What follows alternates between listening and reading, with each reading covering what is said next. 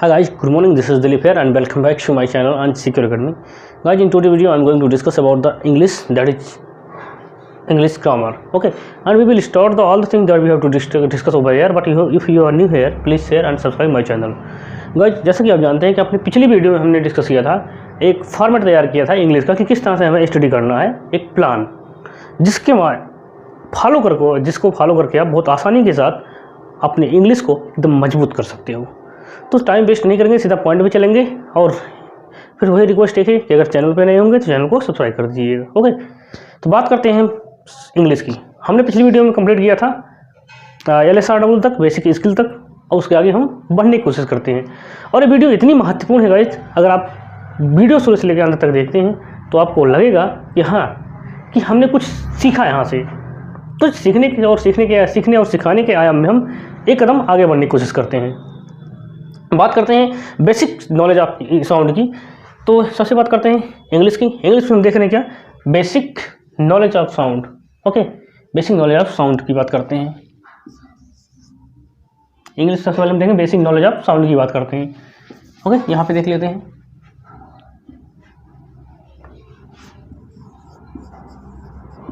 Basic knowledge of sound. हमने कहा था कि हम आज स्टडी करेंगे साउंड की स्टडी करेंगे। तो इसमें देख रहे हैं हम बेसिक नॉलेज ऑफ साउंड क्या होती है। देखिए, साउंड की जो सबसे छोटी इकाई होती है, अंग्रेजी की जो सबसे छोटी इकाई होती है उसे हम साउंड कहते हैं। क्या कहते हैं? साउंड कहते हैं। ध्यान से देखिएगा, ध्यान से सुनिएगा, यहीं से इंपॉर्टेंट चीज़ स्टार्ट होती है। अंग्रेजी की जो सबसे छोटी इकाई होती है उसे हम क्या कहते हैं? साउंड कहते हैं। दैट इज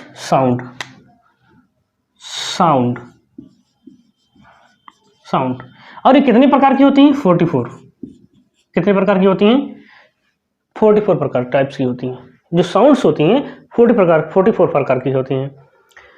लेकिन हमने कहा कि अंग्रेजी की सबसे छोटी इकाई क्या होती है? वो साउंड होती हैं। लेकिन इसकी एक और इकाई है जिसे हम लेटर्स कहते हैं। इसके दो प्रकार के होते हैं। जो यूनिट्स होती हैं इंग्लिश की, वो दो प्रकार की होती हैं। एक साउंड होती हैं और एक हमारी क्या होती हैं? एक लेटर्स होते हैं। क्या? लेटर्स होते हैं। लेटर्स जिसे हम हिंदी में क्या कहते हैं? वर्ण कहते हैं। क्या कहते हैं? वर्ण कहते हैं। और इसको हिंदी में हम क्या कहते हैं? ध्वनि कहते हैं। Is that clear my point? जबकि हम देखते हैं कि ये कुछ 26 प्रकार की होती हैं। और गेटिंग में हम बात कर रहे हैं बेसिक नॉलेज ऑफ साउंड की। और बेसिक नॉलेज साउंड की बात करें तो साउंड यानी कि अंग्रेजी भाषा में, इंग्लिश लैंग्वेज में एक जो इसकी सबसे छोटी इकाई होती है वो क्या होती है?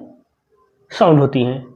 लेकिन ये भी एक दो प्रकार की होती हैं, एक साउंड और दूसरा लेटर्स। लेटर्स हमने देखा 26 प्रकार के लेटर्स होते हैं। ABCD मिलाकर कुल Z तक 26 होते हैं। और ध्वनि की बात करें वो 44 होती हैं। हमने देखा कि लेटर्स 26 होते हैं, इसके बावजूद भी ध्वनियाँ 44 टाइप्स कैसे हो सकती हैं। इसी चीज़ को हम समझेंगे ना आगे चलकर। क्लियर? यहाँ तक समझ में आया? अब बात करते हैं इंग्लिश लैंग्वेज की। ओके, इंग्लिश लैंग्वेज को यानी इंग्लिश लैंग्वेज को व्यक्त करने के दो माध्यम होते हैं।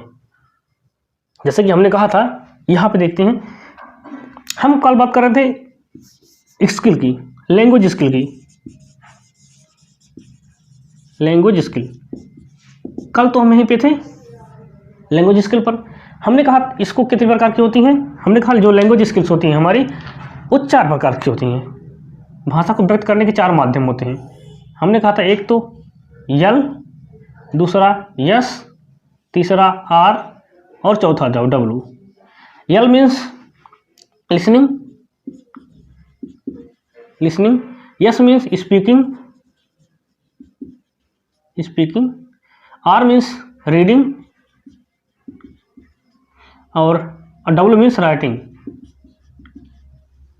ठीक, लैंग्वेज स्किल 4 प्रकार की होती हैं। LSRW, listening, speaking, reading, writing. लेकिन हम स्टडी किसके कर रहे हैं? साउंड की स्टडी कर रहे हैं। साउंड की कर रहे हैं। तो साउंड को प्रोड्यूस करने के लिए 2 प्रकार की, ओके, साउंड को हम प्रोड्यूस किस माध्यम से करते हैं? 2 माध्यम से करते हैं। या तो हम साउंड को बोलकर करते हैं, ध्यान दीजिएगा, या तो हम बोलकर करते हैं या फिर हम लिखकर करते हैं। या तो जैसे हम बोल रहे हैं तो आप सुन रहे हैं, हम बोल रहे हैं ना, अगर हम बोल रहे हैं तो हम अपनी चीज़ को किसी के सामने व्यक्त कर रहे हैं, अपनी भावनाओं को। और भावनाओं को व्यक्त करने के लिए या तो बोलकर आप कर सकते हैं, या तो उसको लेटर लिख सकते हैं, कोई पत्र लिख सकते हैं। आप किसी चीज को पढ़ के नहीं कर सकते हो ना, या सुन के थोड़ी अपनी भावनाओं को व्यक्त कर सकते हो। व्यक्त करने के दो माध्यम होते हैं, एक तो हमने देखा क्या, स्पीकिंग, और दूसरा राइटिंग। ये दो माध्यम होते हैं, ठीक। और इसको हम क्या कहते हैं, प्रोडक्टिव कहते हैं, प्रोडक्टिव। और ये जो लिसनिंग और रीडिंग है, इसको हम रिसेप्टिव कहते हैं। ओके, हम सिर्फ एक बेस तैयार कर रहे हैं आपको समझने के लिए, हालांकि हम इसको स्टडी पूरी नहीं करेंगे। हमें मतलब क्या है, साउंड से मतलब है, और साउंड को हमें समझने के लिए हमें दो चीज़ों को समझना पड़ेगा। क्या समझना पड़ेगा, एक स्पीकिंग को समझना पड़ेगा और एक राइटिंग को समझना पड़ेगा। क्योंकि हम किसी चीज़ को अगर प्रोड्यूस करते हैं तो वो चीज़ प्रोडक्टिव कहलाती है, और जो प्रोडक्टिव होती है वो क्या होती हैं, वो साउंड के अंतर्गत आती हैं। क्लियर। अब चलते हैं इसके आगे।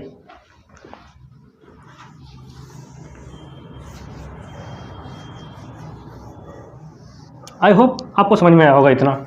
एक बेसिक तैयार करने के लिए हमको इतना बताएं। क्लियर। अब हमने कहा कि इसको व्यक्त करने के लिए दो तरीके होते हैं। किसको, इंग्लिश को। इंग्लिश लैंग्वेज को प्रोड्यूस करने के लिए दो तरीके होते हैं, या तो हम उसे लिख कर करते हैं या फिर बोल कर करते हैं। क्लियर। यहाँ पे देखते हैं English language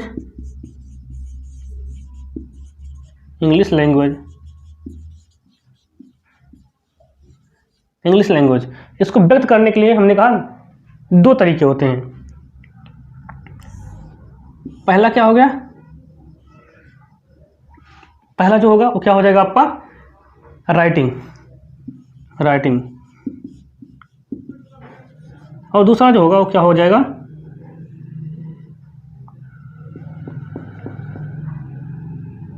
speaking. Clear.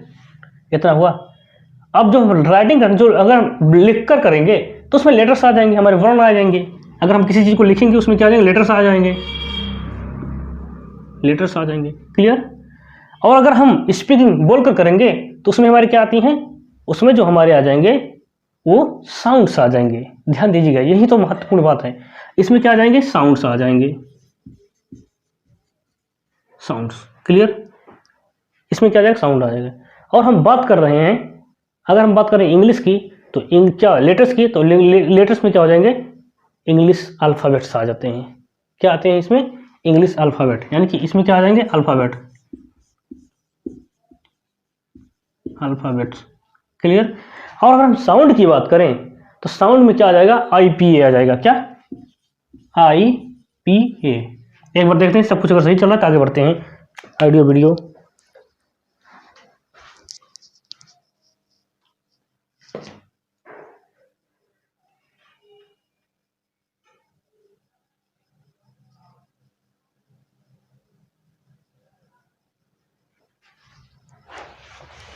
Clear. अब कहोगे सर ये IPA कौन सी बला है, समझते हैं। IPA क्या होती है, इंटरनेशनल फोनेटिक अल्फ़ाबेट्स होते हैं।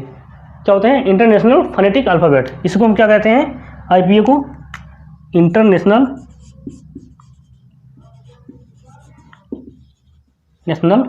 Phonetic alphabet.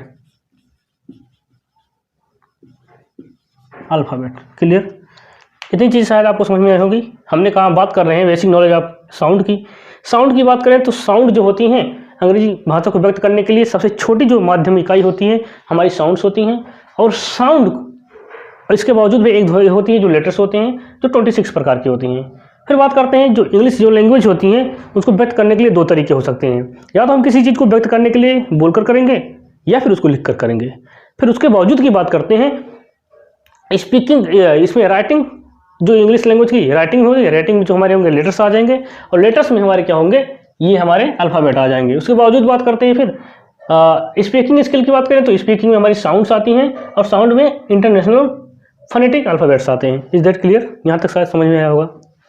ओके, अब आगे बढ़ते हैं। क्लियर। यहाँ पे आप समझ सकते हो जो IPA है अपना, ये 44 होगा। ये 44 अगर प्रकार का होगा तो दोनों को समझ सकते हो। इसमें आप अमेरिकन को भी समझ सकते हो और ब्रिटिश को भी समझ सकते हो। अमेरिकन को भी समझ सकते हो, ब्रिटिश इंग्लिश को भी सीख सकते हो। क्लियर? क्योंकि हम मोबाइल चलाते हैं उसमें आता है ना यूएस इंग्लिश या यूके इंग्लिश, ब्रिटिश इंग्लिश, ये सब आता है, आप समझ सकते हो। आगे समझने की कोशिश करेंगे हम इसे ही।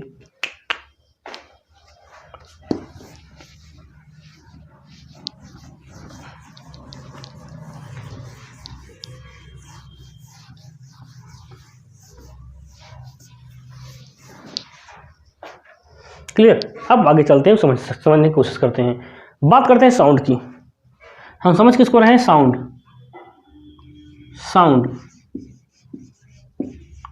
साउंड को समझ रहे हैं। क्लियर? अगर हम साउंड को समझ रहे हैं तो साउंड की बात करते हैं तो ये दो प्रकार से इसमें समझ सकते हैं, एक फोनेटिक्स, दूसरा फोनोलॉजी। अब इसमें बहुत आसान था अंतर है। ओके, हमने देखा साउंड एक फोनेटिक्स, दूसरा फोनोलॉजी। फोनेटिक्स क्या होती है? द साइंस और the systematics classification of speech, यानी कि जो भाषण होते हैं, भाषण को एक सही तरीके से, एक सिस्टमेटिक वर्गीकरण क्या कहलाता है? फोनेटिक्स कहलाता है। और दूसरी बात करते हैं फोनोलॉजी। फोनोलॉजी दो शब्दों में लिखते हैं, एक phone plus ology. Phone means क्या होता है? एक साउंड, और स्टडी ओलॉजी मीन्स क्या होता है? स्टडी ऑफ, यानी कि study of sound is called phonology. Clear? अब बात करते हैं ट्रांसक्रिप्शन की। बात करें, जो ट्रांसक्रिप्शन होते हैं इसके अलग अलग प्रकार के किए जा सकते हैं। जैसे हम ध्वनियों की बात करें तो हमारे हिंदी वर्णमाला में कुल मिलाकर कई सारी ध्वनियाँ हैं जो कि हमारी इंग्लिश में नहीं मिलती हैं, जो विदेश से फॉरेनर्स की होती हैं इंग्लिश में, उनको नहीं मिलती हैं। जैसे अगर हम कहें धा, तो धा का जो प्रोनाउंसिएशन है, जो उच्चारण है, जो ध्वनियाँ हैं, वो हमारी इंग्लिश वर्ड में नहीं मिलती हैं। इसीलिए अंग्रेज को आपने देखा होगा, अगर वो धन्यवाद कभी बोलते हैं तो ऐसा नहीं बोलते हैं धन्यवाद, वो बोलते हैं धन्यवाद, धन्यवाद। ओके, धन्यवाद। और खरगोश को खा भी नहीं है, अगर लोग खरगोश करना तो कहें खगोश, इस तरह से बोलते हैं। सॉरी। तो कुछ जो ध्वनियाँ होती हैं इंग्लिश हिंदी की, वो इंग्लिश में नहीं मिलती हैं। ओके, तो इस तरह से इसी को हम समझने की कोशिश करते हैं। यहाँ पे शायद आपको अपने समझा। अब आगे बढ़ने की कोशिश करते हैं।